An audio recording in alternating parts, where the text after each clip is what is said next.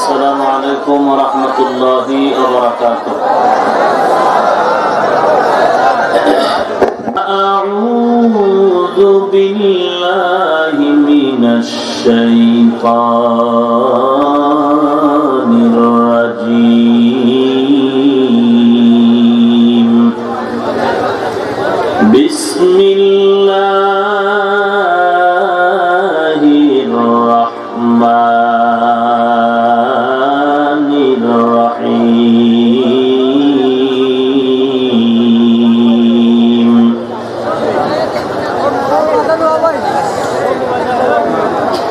وأما من خاف مقام ربه ونهى النفس عن الهوى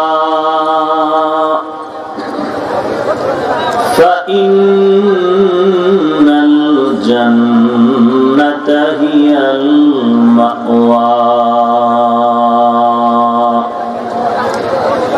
وقال النبي صلى الله عليه وآله وسلم: ألا كلكم راع وكلكم مسؤول عن رعيته، أو كما قال النبي عليه الصلاة والسلام.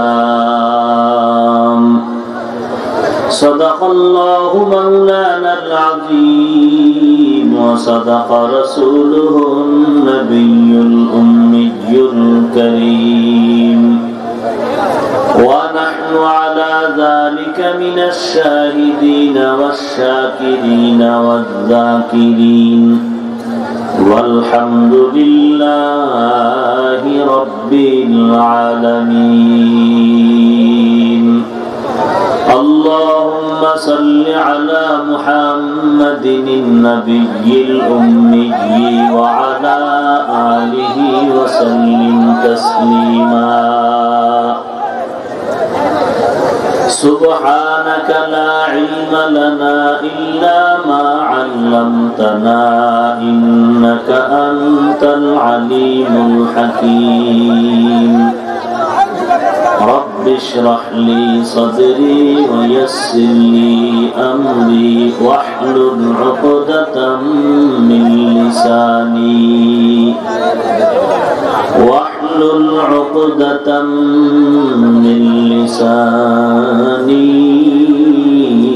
يفقه قولي.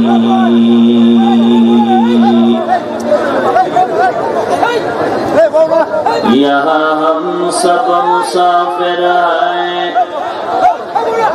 قبر آخر ٹھکانہ.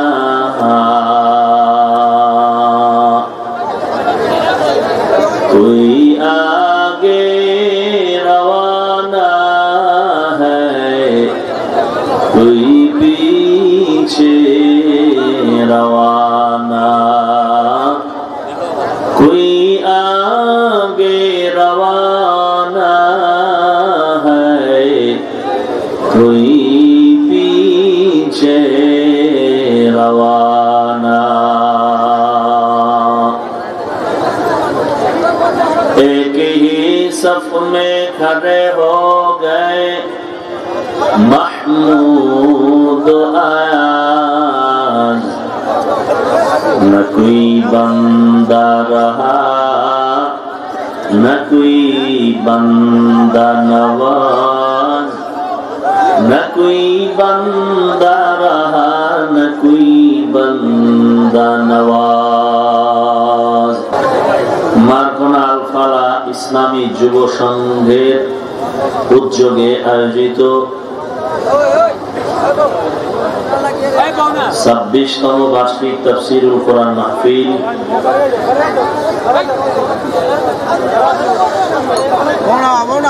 আজ 17 মার্চ 2020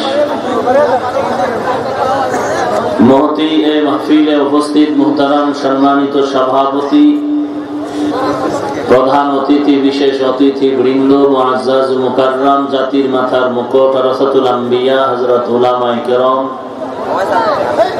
দূর দূরান্ত থেকে আগত আল্লাহ পাকের আশিকিন, জাকিরিন, শাকিরিন, মুহিব্বিন, মুরব্বিয়ান এজাম, কলিজার টুকরা আমার সমবয়সী যুবক বন্ধুগণ, স্নেহের ছোট ভাই, রব্বুল আলামিনের দরবারে লাখো কোটি শুকর ও সুজুদ যে মহান রব্বুল আলামিনের ফিতনার জামানায় কোরআন ও সুন্নাহর ভিত্তিতে সহি তরিকায় কিছু কথা বলার জন্য, শুনবার জন্য আমাদেরকে কবুল ও মঞ্জুর করেছেন। নিয়ামতের শুকর আদায়ার্থে মুসলমান হিসেবে ঈমানের আওয়াজকে উঁচু করে এক আওয়াজে উচ্চ কণ্ঠে সকলেই কালিমাতুশ শুকর উচ্চারণ করি, আলহামদুলিল্লাহ। লক্ষ কোটি দরুদ ও সালাম সাইয়্যিদুল মুরসালিন, রাহমাতুল লিল আলামিন, শফিউল মুযনিবিন, খাতামুন নবিয়্যিন, সাইয়্যিদুস সাকালাইন, ইমামুল মুরসালিন, শফিয়ে আযম, রাসূল আকরাম, রহমতে আলম, নবিয়্যুল আরব ওয়াল আজম, হাবিবে কিবরিয়া, আশরাফুল আম্বিয়া, সাইয়্যিদুল আম্বিয়া, शफीअ महशर, साक़ी कौसर, आक़ाए नामदार, मदीना का ताजदार, आफ़ताब नबूवत, फ़ख्र मौजूदात, सय्यदुल मखलूक़ात, हज़रत मुहम्मदुर रसूलुल्लाह सल्लल्लाहु अलैहि व आलिहि वसल्लम। সর্বোপরি শুকর যাদের অক্লান্ত পরিশ্রমের মাধ্যমে আজ এই সুন্দর আয়োজন, সময় পরামর্শ অর্থ দিয়ে দোয়া করে উপস্থিত হয়ে মাইক, লাইট, প্যান্ডেলের ব্যবস্থাপনার মাধ্যমে সহযোগিতার হাত যারা বাড়িয়েছেন, এলাকার যুবক, বৃদ্ধ, ব্যবসায়ী, শ্রমিক, চাকুরিজীবী, বিভিন্ন শ্রেণী পেশার মানুষ, জনপ্রতিনিধি, প্রশাসন, প্রত্যেককেই আল্লাহ রাব্বুল আলামিন আজকের এই খেদমতের বিনিময়ে দুনিয়াতে শান্তি, পরকালে চিরমুক্তির ব্যবস্থা করে দিন। দীর্ঘ সময় আপনারা বিভিন্ন উলামায়ে হযরতদের পবিত্র জবানে দিক নির্দেশনামূলক কোরআন সুন্নাহ ভিত্তিক আলোচনা শুনে আসতেছিলেন। আমি আপনাদের সামনে সংক্ষিপ্ত কিছু কথা বলার নিয়তে কোরআনে হাকিমের এক আয়াতে কারিমা তিলাওয়াত করেছি। বিশ্ব নবী, শেষ নবী, মহানবী, শ্রেষ্ঠ নবী সাল্লাল্লাহু আলাইহি ওয়া আলিহি ওয়াসাল্লামের অসংখ্য অগণিত আমিও বাণী পবিত্র হাদিস শরীফের মধ্য থেকে একটি হাদিসের অংশ পড়েছি। আয়াত ও হাদিসের আলোকে ইখলাস রুহানিয়াতের সমন্বয়ে কিছু কথা আমাকে বলার মতো, আপনাদেরকে শুনবার মতো হিম্মত, ধৈর্য, তৌফিক আল্লাহ পাক দান করুন। ওয়া আম্মা মান খাফা মাকাম রাব্বিহি ওয়া নাহান নাফসা আনিল হাওয়া। আল্লাহ পাক বলেন, যারা রবের দরবারে দণ্ডায়মান হওয়ার ভয়ে নিজের নফসকে গুনাহের থেকে বাঁচায় রাখবেন, ফাইন্নাল জান্নাতা হিয়াল মাওয়া, অতঃপর তাদের শান্তির ঠিকানা হবে জান্নাত। রাসূলুল্লাহ সাল্লাল্লাহু আলাইহি ওয়া আলিহি ওয়াসাল্লাম ইরশাদ করেন, আলা, সতর্ক, সাবধান হে উম্মত, কুল্লুকুম রাইন, তোমরা প্রত্যেকেই দায়িত্বশীল, অকুল্লুকুম মাসউলুন আন রাইয়াতিহি, এবং প্রত্যেকের কাছেই জিজ্ঞাসিত হবে, প্রত্যেকেই জিজ্ঞাসিত হবে তথা আসামির কাঠগড়ায় জবাবদিহিতার জন্য দাঁড়াতে হবে দায়িত্ব সম্পর্কে। এহলো আয়াত ও হাদিসের সংক্ষেপ তরজমা। আল্লাহ রাব্বুল আলামিন একটি বিশেষ দিনকে ইঙ্গিত করে গোটা দুনিয়ার মানুষকে সতর্ক করলেন। কেন? গোটা জগৎ, মাখলুকাত সৃষ্টি করেছেন একমাত্র, এককভাবে আল্লাহ, আর কেউ নয়, এর সাথে কারো অংশ নাই। তিনি এককভাবেই সৃষ্টি করেছেন, কারো পরামর্শও নেননি। আর টোটাল মাখলুকাতের মধ্যে একমাত্র, শুধুমাত্র, কেবলমাত্র বনি আদম সৃষ্টির শ্রেষ্ঠ,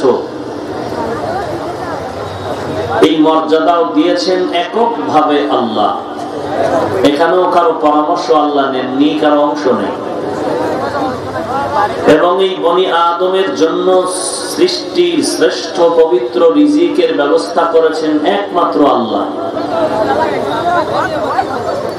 তাহলে গোটা মাখলুকাতের মধ্যে সবকিছু সৃষ্টি করেছেন আল্লাহ, সৃষ্টির মধ্যে শ্রেষ্ঠ মর্যাদা দিয়েছেন মানুষকে, তাও এককভাবে আল্লাহ। রিজিক দিচ্ছেন পবিত্রতার সাথে এককভাবে মানুষের জন্য, তাও আল্লাহ। এখানে আর কারো অংশ নেই। রিজিক দেনেওয়ালা এককভাবে কে? সম্মান দেনেওয়ালা আল্লাহ। আমাদের সৃষ্টি করনেওয়ালা এককভাবে না অন্য কারো ভাগ আছে? তাহলে যেই আল্লাহ এককভাবে আমাকে বানালেন, এককভাবে আমার রিজিক দিচ্ছেন, এককভাবে আমার সম্মান সর্বোচ্চ শিখরে দিয়েছেন, তো ইবাদত সিজদাটা ওই এককভাবে এক আল্লাহকেই তো দেওয়া উচিত। কথা ঠিক না? সিজদার মাঝখানে আরেকজন ভাগ বসালো কেন? বটগাছ ঢুকলো কেন? পাথর ঢুকলো কেন? সূর্য ঢুকলো কেন? অন্য ব্যক্তি ঢুকলো কেন? আপনি যাকে রিজিক আর সিজদা দিচ্ছেন সেও তো আল্লাহটাই খাইয়া, আল্লাহর দেওয়া বাতাস, আল্লাহর দেওয়া পানি, আল্লাহর দেওয়া সূর্যের আলো সব সে ভোগ করতেছে। আপনি যেমন অসহায় সেও তেমন অসহায়। কেউ কাউকে বাঁচাতে পারে না। অসুস্থ মানুষকে ডাক্তার সুস্থ করে, মূলত সুস্থ করনেওয়ালা কি ডাক্তার? কে? ডাক্তার যদি সুস্থ করনেওয়ালা হতেন তো ডাক্তার কেন মরে যায়? ডাক্তার কেন অসুস্থ হয়? সব কিছুর মালিক কে? আল্লাহ। কেমন মালিক? যার কোনো তুলনা নাই। ওই মালিক যত বড়, তার অনুগ্রহ দয়া তত বড়। ওই মালিক যত বড়, তার শাস্তি, তার রাগ তত বড়। এজন্য আল্লাহ বারবার বারবার কোরআনে হাকিমের মধ্যে বলেন, ভয় করো, ভয় করো, ভয় করো। খাউফুন মানি ভয়, তাকওয়া মানি ভয়, খাশিয়াতুন মানিও ভয়। বিভিন্ন শব্দ উচ্চারণ করে আল্লাহ মানুষকে ভয়ের কথা বলেন। এমন কি আপনার আমার নবী যার কোনো গুনাহ আছে, সন্দেহ করলে পাক্কা মুমিন না পাক্কা বেঈমান? আছে কোন নবীজির গুনাহ? কেউ যদি বলতে চান যে নবীর গুনাহ ভুল ছিল, বলেন তাকে মারা যাবে? সেই নবীকে আল্লাহ বলেন, ও নবী আপনি আমাকে ভয় করেন, যে নবীর কোনো গুনাহই নেই। ইন্না ফাতাহনা লাকা ফাতহাম মুবিনা লিয়াগফিরা লাকাল্লাহু মা তাকাদ্দামা মিন যামবিকা ওয়া মা তাআখার ওয়া ইউতিম্মা নি'মাতাহু আলাইকা ওয়া ইয়াহদিয়াকা সিরাতাম মুস্তাকিমা।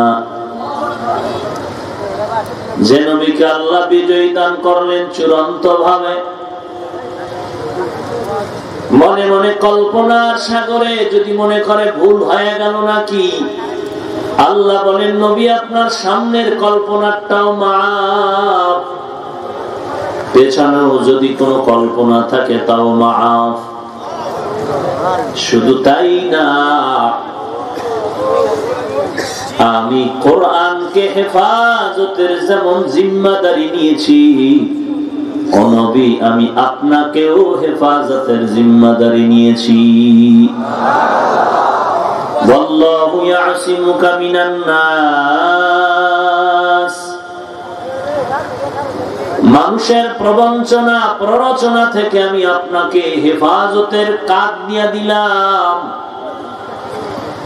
যে নবীর এত শান এত মান, সেই নবীকে আল্লাহ বলেন আমাকে ভয় করেন। ইয়া আইয়ুহান নাবিয়্যু ইত্তাকিল্লাহ ওয়া লা তুতি'ল কাফিরিনা ওয়াল মুনাফিকিন।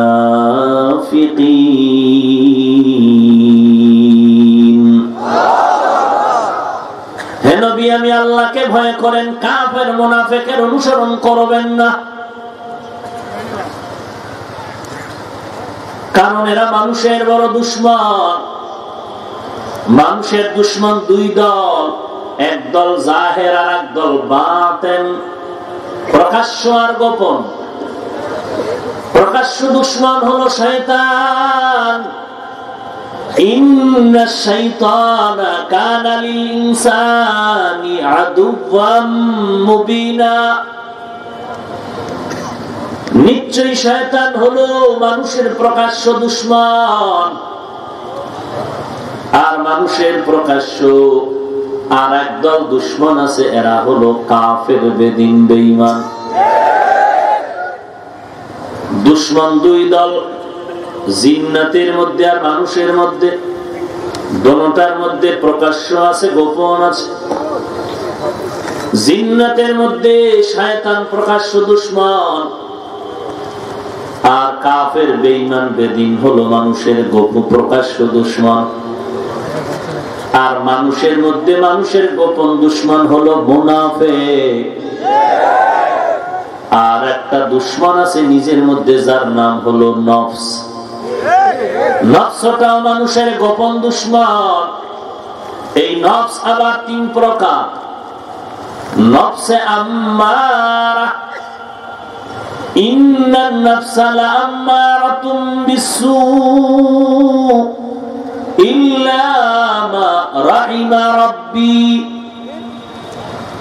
ইউসুফ আলাইহিস সালাম জুলাইখার বেড়া জালে যখন জুলাইখা আটকাবার চেষ্টা করল, ইউসুফ নবীও বেড়া জালে আবদ্ধ হওয়ার দ্বার প্রান্তে উপনীত হয়ে গেল। মনটা আগায় গেছে, সাহায্য চাইলেন আল্লাহর দরবারে।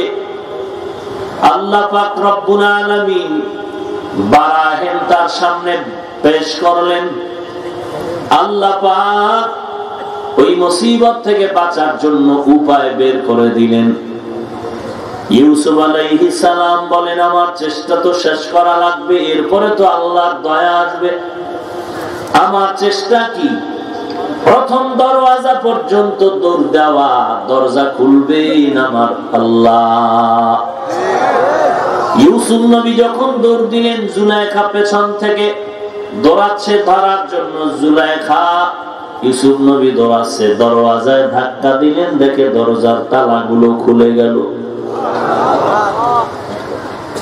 বিপদ আসবে আকাশ বরাবর, ঘাবড়াবার কিছু নাই। ইয়া আইয়ুহাল্লাযীনা আমানু ইসতাঈনু বিস-সাবরি ওয়াস-সালাহ। হে মুমিন, সাহায্য প্রার্থনা করো সবর ও সালাতের মাধ্যমে একমাত্র আল্লাহর কাছে। আমার আল্লাহ যে কত বড় ক্ষমতাময়। আজ গোটা দুনিয়াতে করোনা ভাইরাস, একটু চিন্তা করেন, বাংলাদেশের খবর তো বেশি জানেন না, নিতেও পারেন না, ব্যস্ত। গোটা দুনিয়ার বহির্বিশ্বে খবর নেন, কত হাজার মানুষ মৃত্যু মুখে পতিত হয়ে গেল একটা গজবের কারণে। আল্লাহ যদি এই রোগটা আরো বাড়ায় দেয়, গোটা দুনিয়া সাফ করতে 1 মিনিট লাগবে নাকি? হ্যাঁ, কত বড় বড় বড় বড় ডাক্তার, মেডিকেল টিম বসে আছে, কিন্তু এই করোনা ভাইরাসের কোন ঔষধ উৎপাদন করতে অক্ষম।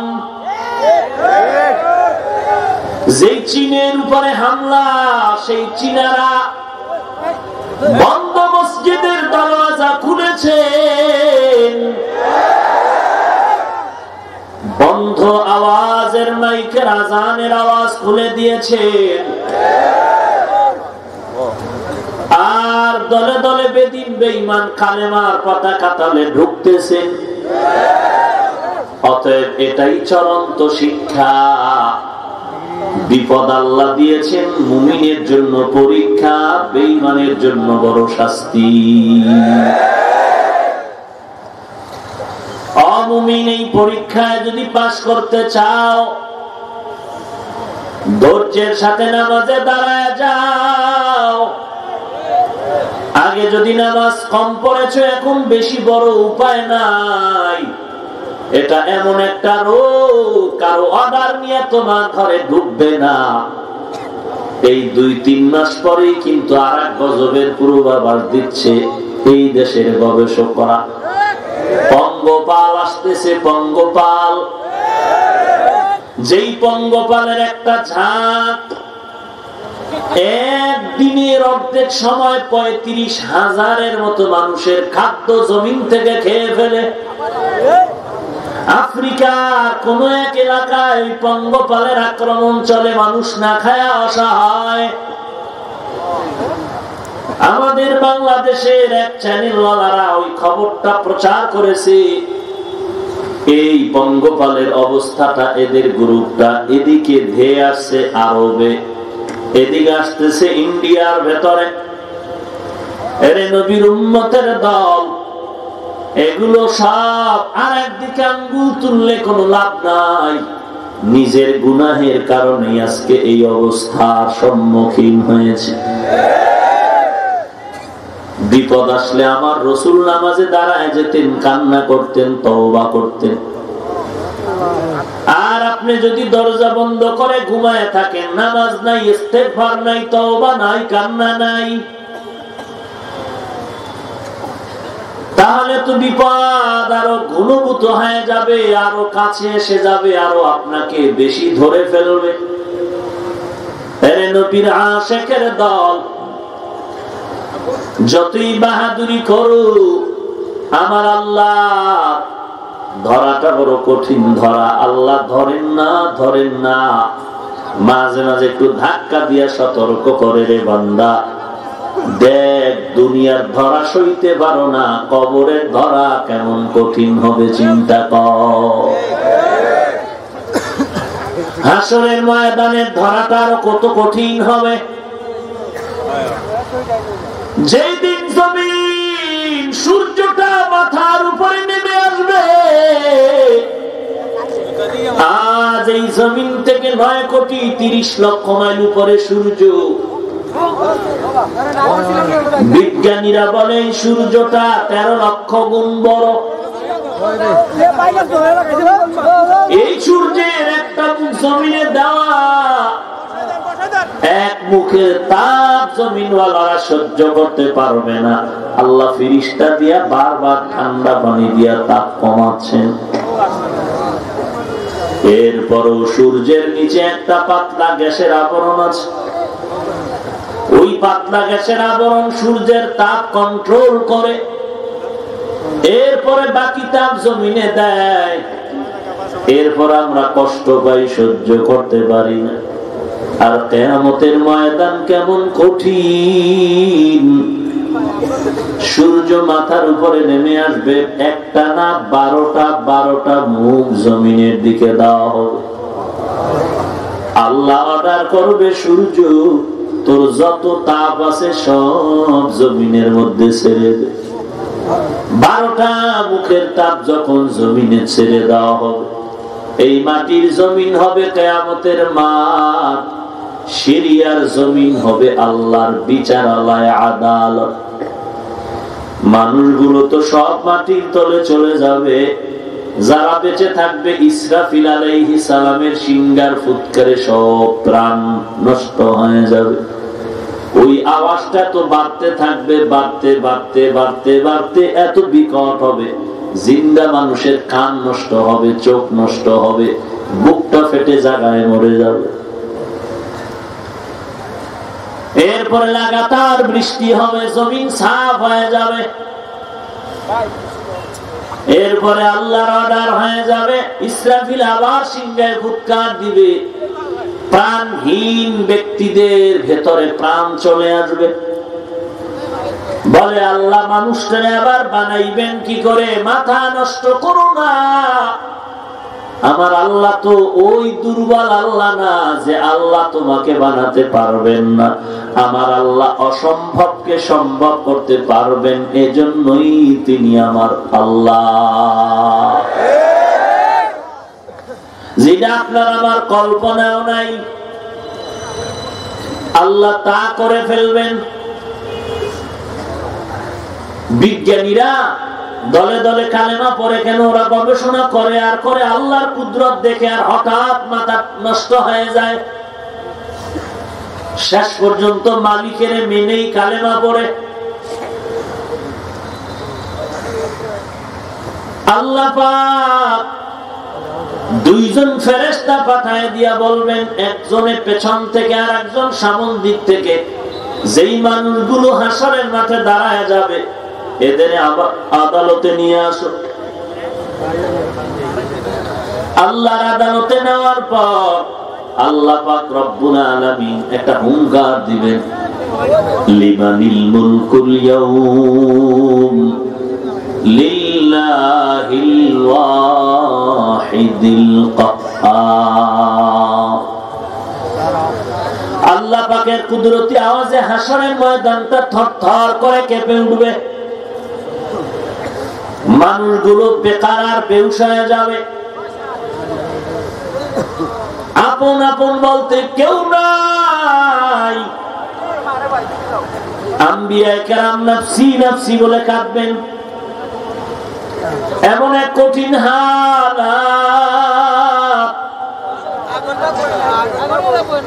ওই দিন আল্লাহর সামনে মাথা উঁচু করে কথা বলার কারো সাহস হবে না। সবাই থাকবে উলঙ্গ।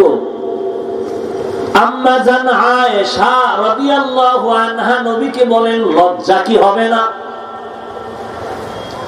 নবীজি বলেন, হে আয়েশা, হাসরের মাঠ এমন ভয়ঙ্কর অবস্থা হবে, এত পরিমাণ ভয়ঙ্কর হবে, কে উলঙ্গ কে কি হালাতে, কেউ কারো দিকে তাকানোর কোনো হুঁশ থাকবেই না। নিজের নিয়ে ভাবতে থাকবে আর কাঁদতে থাকবে, কি হবে আমার, কি উপায় হবে আমার। আল্লাহ পাক রব্বুল আলামিন বলেন, ওই সময় আমি হলাম বিচারক, মালিক ইয়াউমিদ্দিন। ওই দিনের মালিক হব আমি আল্লাহ। কড়ায় গন্ডায় হিসাব নেওয়া হবে, এক সরিষার দানা বরাবর, কোন হিসাবের কোন ভেজাল হবে না। আমল নামা পেশ করা হবে, দেখবা সব কিছু আমল নামায় লেখা আছে। وَوُضِعَ الْكِتَابُ فَتَرَى الْمُجْرِمِينَ مُشْفِقِينَ مِمَّا فِيهِ وَيَقُولُونَ يَا وَيْلَتَنَا مَا لِهَذَا الْكِتَابِ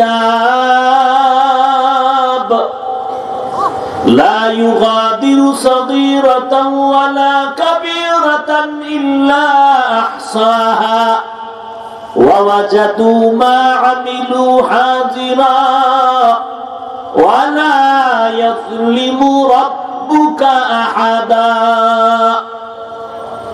আমলনামা যখন দেওয়া হবে, দেখবা ছোট থেকে ছোট, বড় থেকে বড় একটা গুনাহ একটা নেক লেখা বন্ধ নাই, সবগুলো দেখবা আমলনামায় লেখা আছে।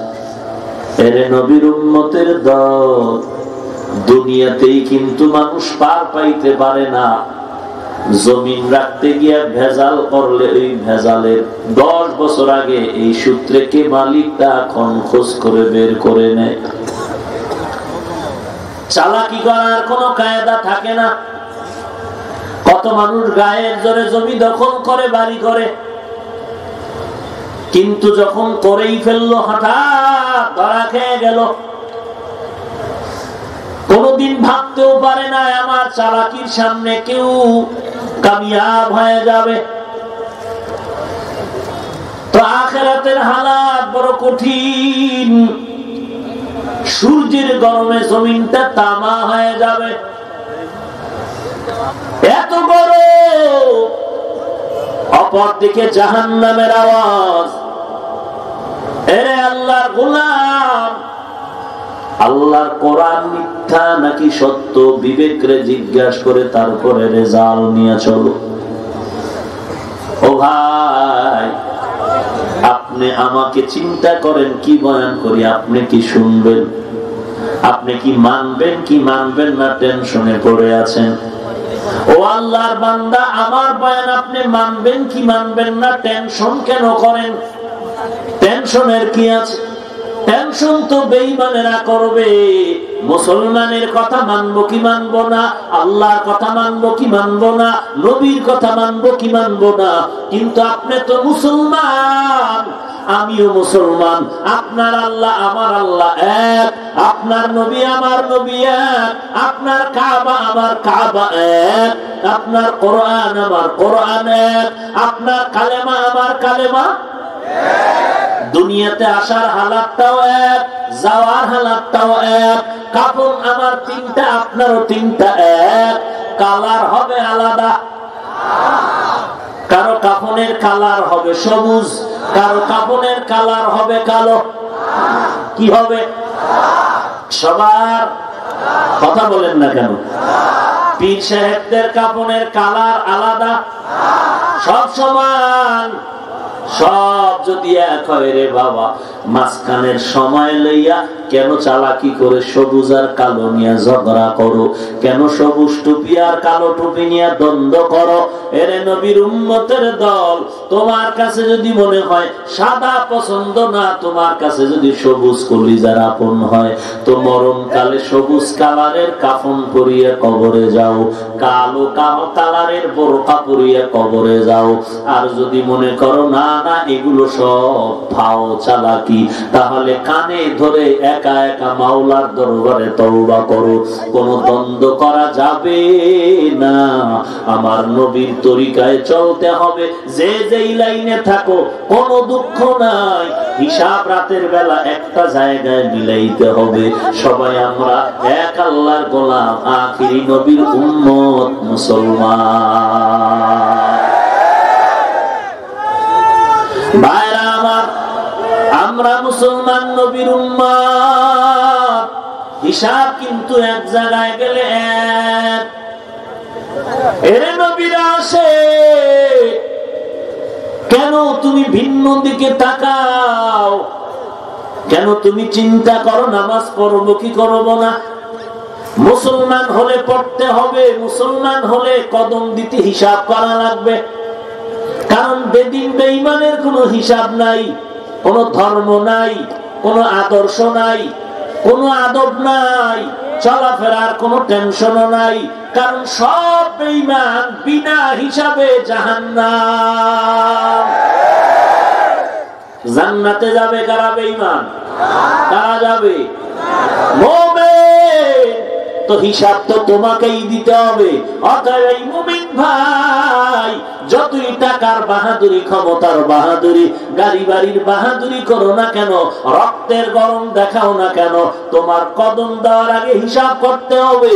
তোমার ঘুমানোর আগে হিসাব মিলাও, চলাফেরার মধ্যে হিসাব করো, খানার লোকমা দিতে হিসাব মিলাও, খানার লোকমাটা হালাল না হারাম, বৈধ না অবৈধ, জামার কাপড়টা পরতে হিসাব মিলাও, পোশাকটা মদিনার নাকি বেঈমানের পোশাক, টুপিটা মাথায় দিতে হিসাব মিলাও, টুপিটা কি আমার নবীর সুন্নাত অনুযায়ী দিলাম নাকি মানুষকে দেখানোর জন্য দিলাম? ওরে বান্দা, চলতে ফিরতে হিসাব মিলাও। কারণ তুমি তো নবীর উম্মত, তুমি তো মুসলমান, তুমি তো বেঈমানের মতো লাগামহীন কথা বললে হবে না, বেঈমানের মতো ব্যালেন্স হারাইয়ে চললে হবে না। কারণ ওদের কোনো হিসাব নাই, আর তোমার কড়ায় গন্ডায় হিসাব দিতে হবে। মরণের পরে হিসাব শুরু হয়ে যাবে। ওমর ফারুক রাদিয়াল্লাহু তাআলা আন ইন্তেকালের 10 বছর পরে জিজ্ঞাসা করা হলো, ওমর কবরের কি হালাত? ওমর বলে এখনো হালাত শুরুই হয় নাই। তো 10 বছর কি হলো? বলে 10 বছর যে রাষ্ট্র পরিচালনা করেছি তার হিসাব মাত্র শেষ হলো। কে সে ওমর যে ওমর নবীর গর্দান কাটার জন্য দৌড়ায়, আল্লাহ পাক সে ওমরকে এমন ভাবে কবুল করেছেন, নবীর হাতে কালেমা পড়ে এমন পাক্কা মুসলিম হয়ে গেলেন, যেই ওমর এখন রাস্তা দিয়ে চললে শয়তান চলতে ভয় পায়। মদের বোতল নিয়ে যুবক রাস্তায় হাঁটে, হঠাৎ করে নজর করে দেখে ওমর আসতেছে, ভয়ে কাঁপাকাঁপি শুরু হয়ে গেল। এইবার দিলে দিলে তওবা করে, ওমরের হাত থেকে বাঁচাও। কারণ ওমর কারো কথা শুনতে চায় না, দেখলেই চিনে ফেলে এটা ভেজাল না আসল। দেরি না করে ওমরের জবানের কথার আগে তরবারি আগায় যায়। আমারে তো মদের বোতল দেখলেই হত্যা করে ফেলবে, কি করা যায়? কাঁপাকাঁপি শুরু হয়ে গেল। কম্পন অবস্থায় ওমরের কিনারায় যখন আসলো, দিল দিয়ে তো তওবা করে, মদের বোতলটা গোপন করার চেষ্টা করে। ওমরের নজর থেকে আর কেমনে গোপন করবে? ওমর ডাক দিয়া কয়, ভাই ওই বোতলটা দে রে, বোতলের ভেতরে কি আছে? লোকটা কাঁপতে কাঁপতে বোতলটা দিতে চায় না। ওমর বলে, তোমার কোনো ভয় নাই। ওমর বোতলটা হাতের মধ্যে নিয়ে দেখে ওই মদদি লোকটা তো কাঁপতেছে, আল্লাহর কাছে দিল খুলে তওবা করে। ওমরের সামনে যখন বোতল চলে গেল, দেখে বোতলে এক ফোঁটা মদ নাই, পুরো বোতল দুধের দ্বারা ভরপুর। সেও মানুষ, আমিও মানুষ। যেই ওমর কান্না করে করে রাত কাটায়, দিন কাটায়, কবরে একাকী কেমনে থাকবো? অথচ 10 জন জান্নাতি সাহাবা দুনিয়াতে থাকা অবস্থায় জান্নাতের গ্যারান্টি পেয়েছেন 10 জন সাহাবা। এর মধ্যে দ্বিতীয় ওমর, সে যদি কান্না করেন কবরে কি উপায় হবে আমার? তাহলে আপনার আবার কি পরিমাণ কান্না প্রয়োজন? কিন্তু কপাল এতই যে খারাপ, নিজেও কান্না করেন না, কেউ কান্না করলেও পছন্দ করেন না। নিজেও টুপি পরেন না, টুপিওয়ালাও পছন্দ করেন না। নিজেও নামাজ পড়েন না, নামাজিওয়ালা কেউ পছন্দ করেন না। নিজেও পর্দা করেন না, যারা পর্দা করে তাদের কেউ পছন্দ করেন না।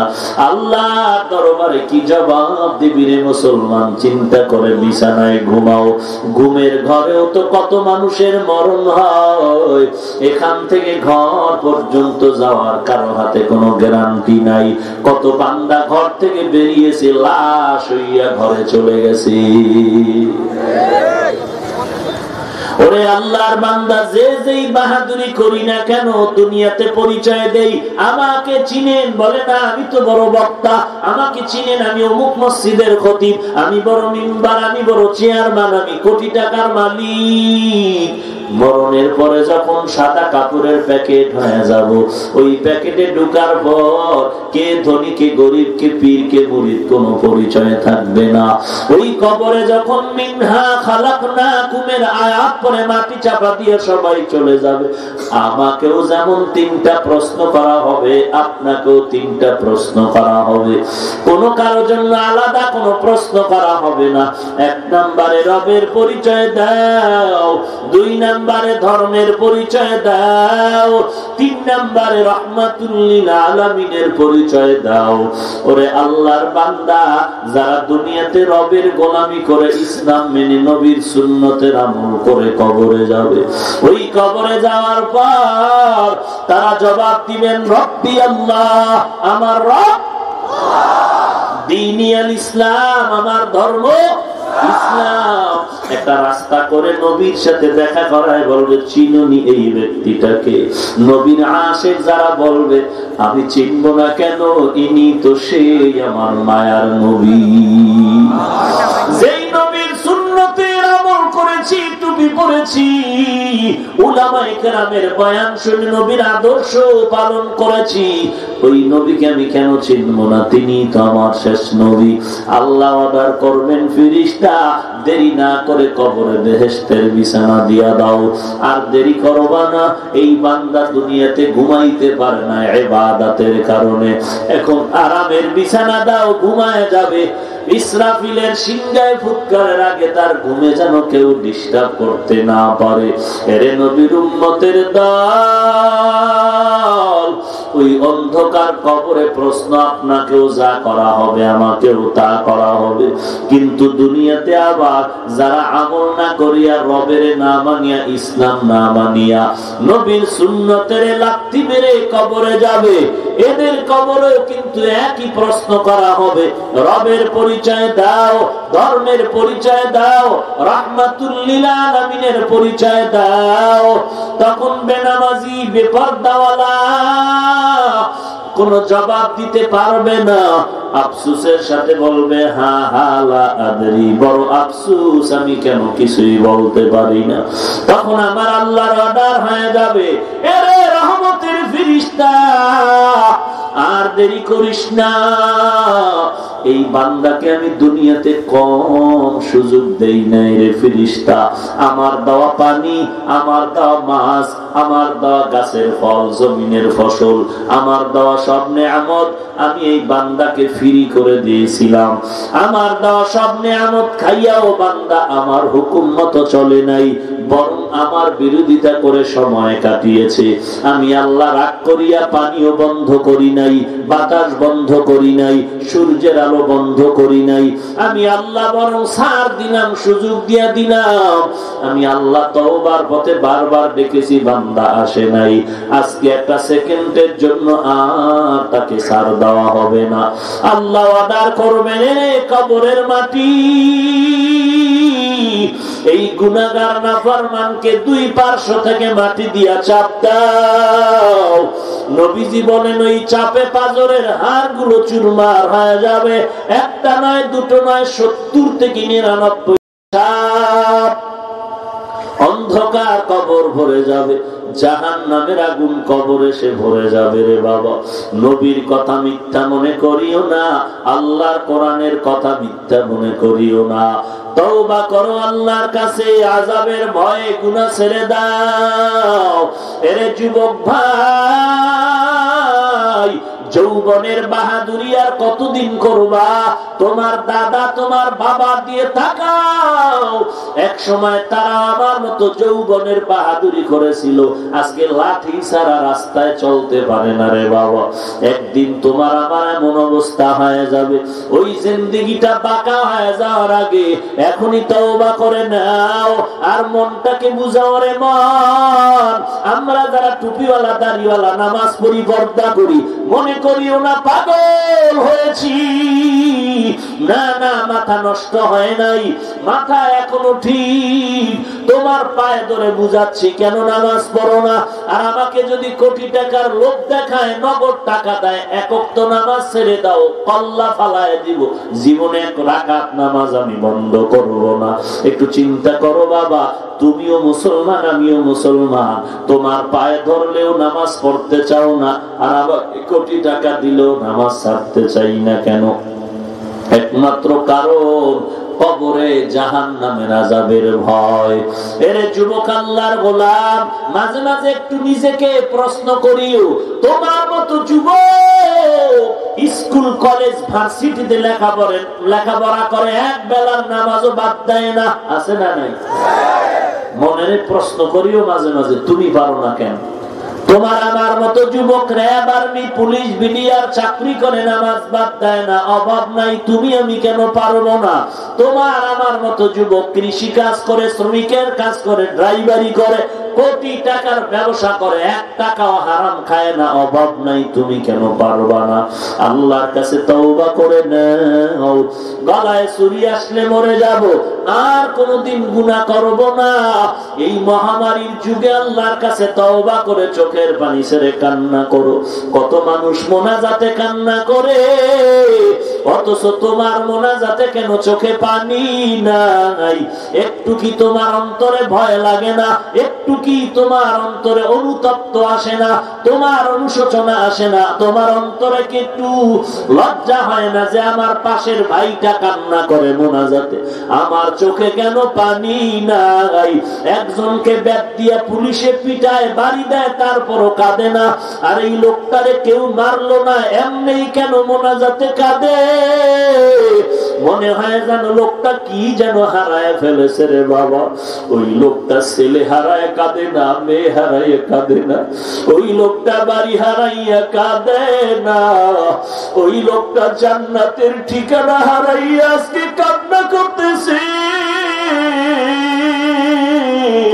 চোখের পানি ছেড়ে আমার মাওলাকে ডাকে আর বলে, আল্লাহ আমি গুনাহ করে করে জাহান্নামের পথে চলে গেল।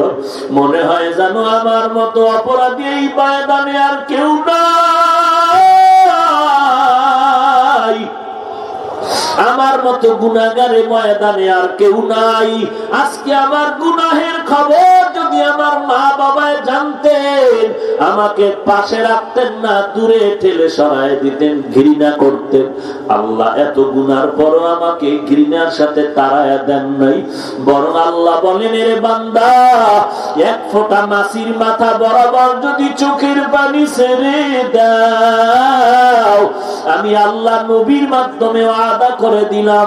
নবী বলেন, আমার আল্লাহ তোমার এক ফোঁটা চোখের পানির বিনিময়ে গাভীর ওলান থেকে দুধ বের করে ভেতরে যেমন ঢুকানো সম্ভব না, কান্নাওয়ালা বান্দাকে জাহান্নামে দেওয়াও আর সম্ভব হবে না। এক ফোঁটা চোখের পানি ছেড়ে কান্না করো। নবী বলেন, যদি কান্না না আসে, কান্নার বাহানা করো, তাতেও সওয়াব হবে। দেখুন, এক ফোঁটা চোখের পানি নিয়ে মোনাজাত দিয়া কান্না করে তওবা করতে পারো। আল্লাহর কাছে তওবা করো, হে মালিক, মেহেরবানি করে আমাকে মাফ করে দাও।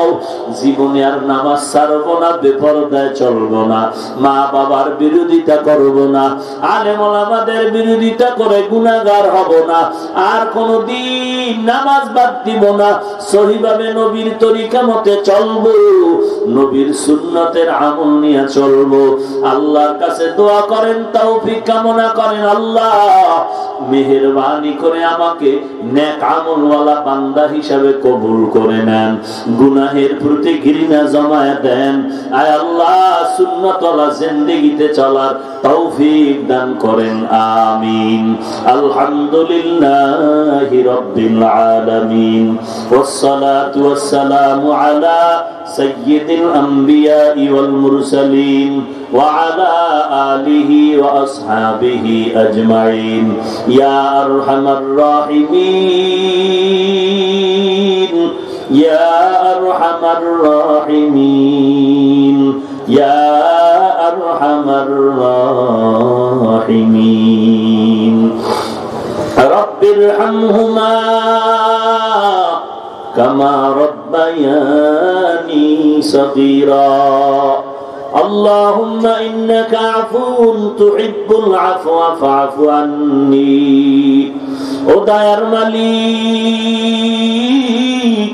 কুদরতের নজর দিয়ে দেখে কত উলামায়ে কেরামরা আপনার দরওয়াজায় হাত তুলেছেন, কত ব্যবসায়ী, কত চাকুরিজীবী, কত হাজী সাহেব, কত মুরব্বী, কত ছাত্র ভাই, কত যুবক ভাইরা হাত তুলেছেন। আয় আল্লাহ, পর্দার আড়ালের কত মা বোনেরা হাত তুলেছেন। আয় আল্লাহ, আমরা সবাই গুনাহগার, শয়তানের ধোঁকায় পড়ে গুনাহ করে জীবনটাকে নষ্ট করেছি। আয় আল্লাহ, মেহেরবানি করে জীবনের সমস্ত গুনাহগুলো মাফ করে দেন। আজকের মাহফিল কবুল করে নেন। আয় আল্লাহ, যারা আয়োজন করেছেন কবুল করে নেন। মাইক, লাইট, প্যান্ডেল দিয়ে যারা সহযোগিতা করেছেন কবুল করে নেন। আয় আল্লাহ, প্রশাসনিক ভাবে যারা সহযোগিতা করেছেন কবুল করে নেন। জনপ্রতিনিধির দায়িত্ব থেকে যারা সহযোগিতা করেছেন কবুল করে নেন। এলাকায় শান্তির ব্যবস্থা করে দেন। আয় আল্লাহ সবাইকে দিনের খাদেম বানায় দেন, সারা দুনিয়াতে শান্তির ব্যবস্থা করে দেন। আয় আল্লাহ গুনাহের কারণে আমরা বিপদের দরজায় হাজির। আয় আল্লাহ গুনার কারণে আমাদের উপরে রাগ করিয়েন না রে মালিক। সারা দুনিয়াতে যে মহামারী, এর থেকে গোটা জাতিকে হেফাজত করেন আল্লাহ। সারা দুনিয়ার মানুষকে হেফাজত করে হেদায়েতের দরওয়াজায় কবুল করে নেন। আয় আল্লাহ সবাইকে দিনের খাদেম হিসাবে কবুল করে নেন। আয় আল্লাহ আপনার দরবারে সবাইকে ফিরে যাওয়ার তৌফিক দান করে আমাদের তওবা কবুল করে নেন। আয় আল্লাহ বাংলাদেশ শান্তি ও সুখের দেশ বানায় দেন। আয় আল্লাহ মুসলমানকে হেফাজত করেন। আয় আল্লাহ 5 ওয়াক্ত নামাজি বানায় দেন। ও দয়ার মালিক, বিদেশের ঘরে যারা চাকরি করে, ব্যবসা করে, আপনি কুদরতের হাতে হেফাজত করেন, মুসিবত থেকে হেফাজত করেন, কামাই রুজিতে হালাল ভাবে বরকত বাড়ায় দেন। আয় আল্লাহ প্রত্যেকের ঘর শান্তির ঘর বানায় দেন, মা বোনদের পর্দানিশী আবেদা বানায় দেন, ছেলে সন্তান নেককার বানায় দেন, 5 ওয়াক্ত সবাইকে নামাজি বানায় দেন। আয় আল্লাহ আমার প্রত্যেক যুবক ভাইকে দিনদার বানায় দেন। মোবাইলের গুনাহের থেকে হেফাজত করেন, মোবাইলের গুনাহের থেকে হেফাজত করেন, মোবাইলের গুনাহের থেকে হেফাজত করেন। আয় আল্লাহ সকলের দিলের নেক আশা পূরণ করে দেন। আয় আল্লাহ সমস্ত মসজিদ মাদ্রাসা কবুল করে নেন। অন্যান্য শিক্ষা প্রতিষ্ঠান নবীর আদর্শওয়ালা বানায় দেন। সুন্নতওয়ালা জিন্দেগি আমাদের দান করেন। 5 ওয়াক্ত নামাজি বানায় দেন। সহিভাবে কোরআন শিখার তৌফিক দান করেন। অন্তর থেকে রিয়া হাসাদ কিবির দূর করে ইখলাস দান করেন।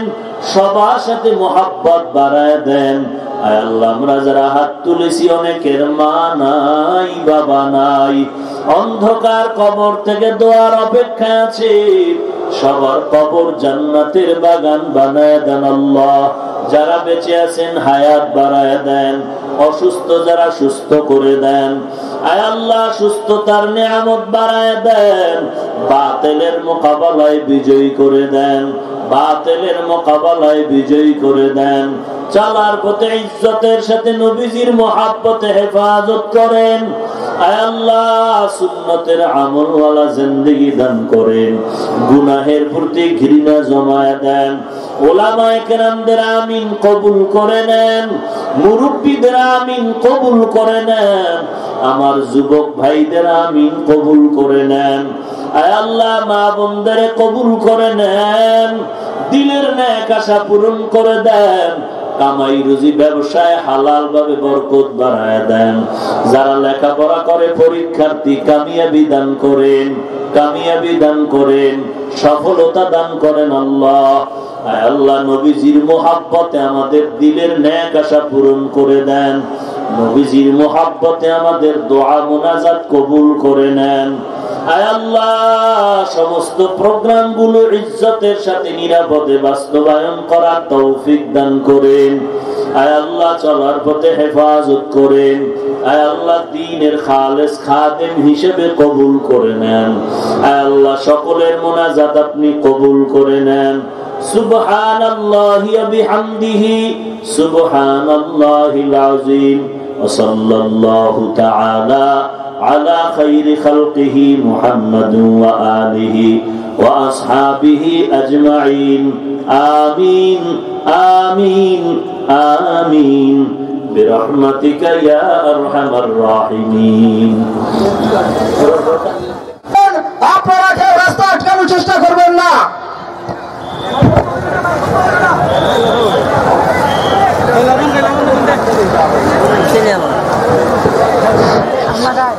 সম্মানিত মুসল্লিয়ান একরাম, আমরা একটা এলান লক্ষ্য করি।